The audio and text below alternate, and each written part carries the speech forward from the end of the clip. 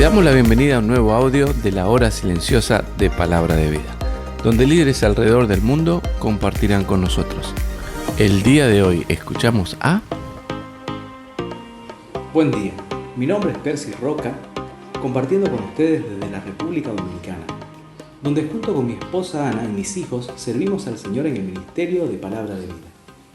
Llegamos hoy a Romanos capítulo 9, del 1 al 16, que dice así: Verdad digo en Cristo, no miento, y mi conciencia me da testimonio en el Espíritu Santo, que tengo gran tristeza y continuo dolor en mi corazón, porque desearía yo mismo ser anatema, separado de Cristo por amor a mis hermanos, los que son mis parientes según la carne, que son israelitas, de los cuales son la adopción, la gloria, el pacto, la promulgación de la ley, el culto y las promesas, de quienes son los patriarcas y de los cuales según la carne vino Cristo, el cual es Dios sobre todas las cosas, benditos por los siglos. Amén. No que la palabra de Dios haya fallado, porque no todos los que descienden de Israel son israelitas, ni por ser descendientes de Abraham son todos hijos, sino en Isaac te será llamada descendencia. Esto es, no los que son hijos según la carne son los hijos de Dios, sino que los que son hijos según la promesa son contados como descendientes.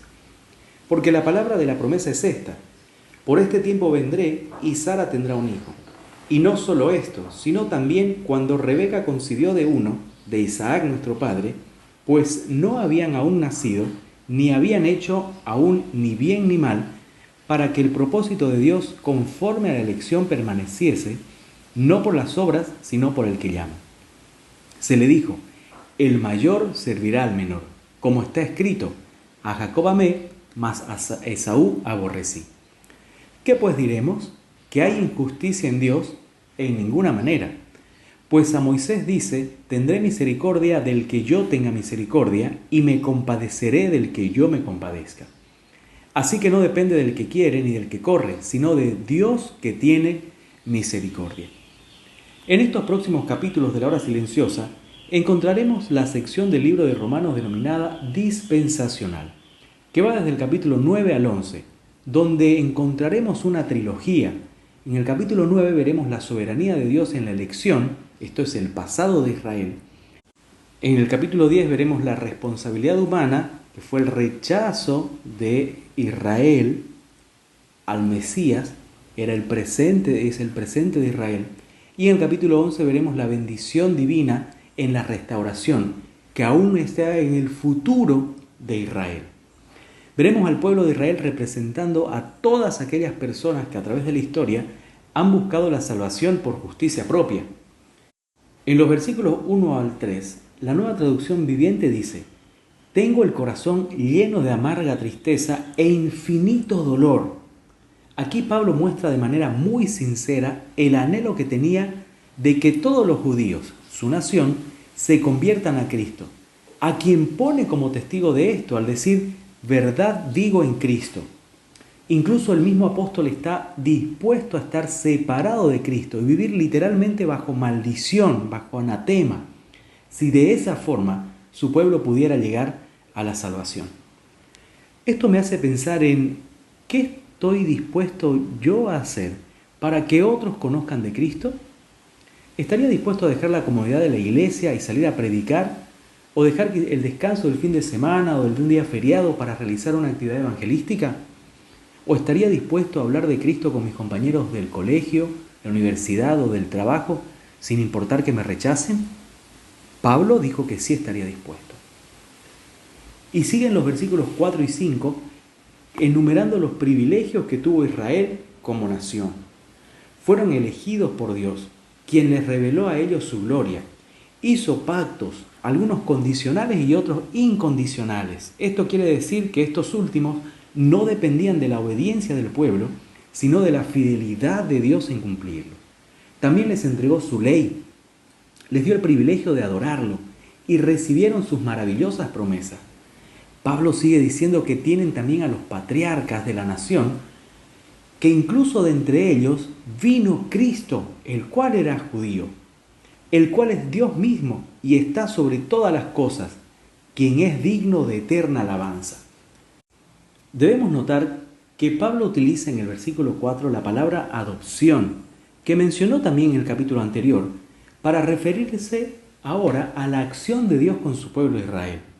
Esta misma palabra que usaban los romanos para referirse a la acción legal de incorporar a una persona como parte de tu familia para siempre y darle todos los derechos de un hijo. Esta misma figura de adopción es la que Dios utiliza a los creyentes en la actualidad. Ahora, en los versículos 6 al 13, Pablo habla acerca de una elección nacional. Primero aclara que la palabra de Dios no había fallado, sino que explica que no todos los que descienden de Abraham son israelitas, sino que los que son hijos de la promesa son los verdaderos israelitas, aquellos que acepten el llamado de Dios. Jesús hizo esta misma distinción en Juan 8:39, al hablar de los judíos incrédulos que no hacían lo que su padre Abraham hizo, tener la fe en la palabra y las promesas de Dios, lo cual le fue contado por justicia. Dios había prometido bendecir no a cualquier hijo de Abraham, sino al hijo de la promesa, y solo los hijos de esta promesa serían contados como descendencia. Entonces, lo que cuenta no es la descendencia física, dice Pablo. El verdadero Israel se compone por los escogidos por Dios, a quienes llamó e hizo una promesa específica, señalándolos como sus hijos por adopción. Este principio de elección soberana lo vemos en la historia de Jacob y Esaú. Dios pronunció un decreto a su madre Rebeca antes que los mellizos nacieran. Le dijo que el mayor serviría al menor. Por lo tanto, esta elección no tenía nada que ver con las obras o méritos de uno u otro, sino tiene que ver solamente por el que llama. Se trata enteramente de una decisión de Dios basada en su propia voluntad, en su amor y en su eterna sabiduría, evidentemente conociendo de antemano la decisión que cada uno tomaría. Dios pasó por alto a Esaú, el primogénito, y escogió a Jacob. ¿Por qué? Porque quería mostrar que el propósito de Dios al elegir a su nación se cumpliría cabalmente. De la historia de estos hermanos en Génesis 25, vemos que Esaú se rebeló contra Dios, despreciando ser el primero y despreciando la bendición que venía con esta posición. Pero esto no afectó en nada los planes de Dios, sino más bien que cumplió la palabra del Señor, dicha a Rebeca. Quizá no podamos entender o explicar cómo funciona la relación entre la elección del hombre, los propósitos de Dios y la responsabilidad humana, pero sabemos que todas estas cosas son verdaderas y enseñadas en la Biblia. Y quizá ahora en nuestra mente sale la pregunta que hace el apóstol Pablo en el versículo 14, o que sugiere que algunos oyentes originales de la carta podrían tener. ¿Es Dios injusto al hacer esto? De ninguna manera, dice el apóstol, porque la elección no tiene nada que ver con la justicia de Dios, sino con su gracia y su misericordia. Si fuera por su justicia, Dios tendría que condenarnos y castigarnos a todos por nuestros pecados, como dijo en Romanos 3:10, que no hay justo ni aun uno, y a la conclusión a la que él llega en el versículo 23 del mismo capítulo, que todos somos pecadores separados de la gloria de Dios. Por lo tanto, nadie merece ganar la misericordia de Dios, solo puede ser recibida como un favor inmerecido. Al estar frente a esta porción, el día de hoy, debemos agradecer a Dios por su inmenso amor, misericordia y su gracia infinita hacia nosotros, que teniendo a Israel como su pueblo elegido, y aunque nosotros estábamos alejados de la ciudadanía de Israel y ajenos a los pactos de la promesa, como dice Efesios capítulo 2, nos hizo cercanos y nos adoptó como sus hijos mediante la sangre de Cristo Jesús, nuestro Salvador.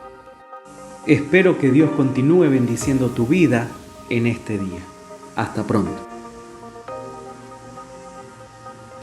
Gracias por escucharnos. Recuerda que este audio no reemplaza tu tiempo a solas con Dios. Te animamos a que escribas tus aplicaciones personales. Hasta mañana.